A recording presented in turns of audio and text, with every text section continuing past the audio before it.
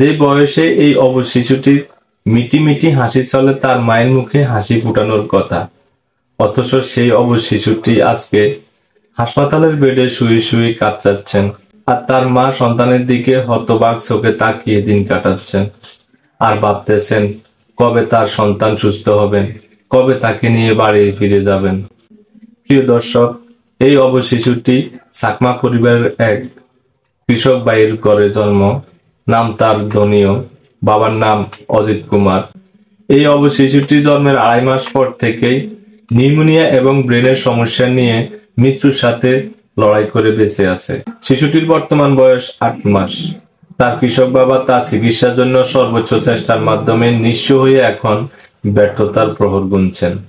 উন্নত চিকিৎসা পাওয়ার আশায় শিশুটিকে সম্প্রতি চট্টগ্রাম মা ও শিশু হসপিটালে ভর্তি করা হয়েছে। জানি না সর্বহারা মা বাবার মাধ্যমে দুনিয়া কতদিন উন্নত চিকিৎসা পেতে পারে। তবে হ্যাঁ, আমরা যদি মানবতার দিক থেকে সাহায্যের হাত বাড়িয়ে দিই, তাহলে হয়তো দুনিয়া সুস্থ হয়ে তার মাকে মা এবং বাবাকে বাবা বলে ডাকার সুযোগ পেতে পারে।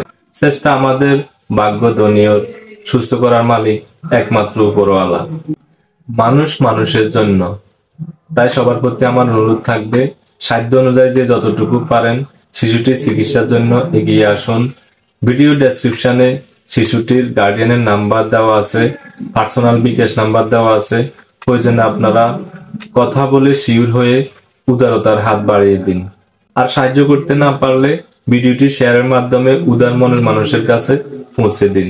তো অবশেষে একটাই কথা, জয় হোক মানবতার। ভালো থাকুক পৃথিবীর সকল শিশু, ভালো থাকুক পৃথিবীর সকল মা বাবা, ভালো থাকুন আপনি। আল্লাহ হাফেজ।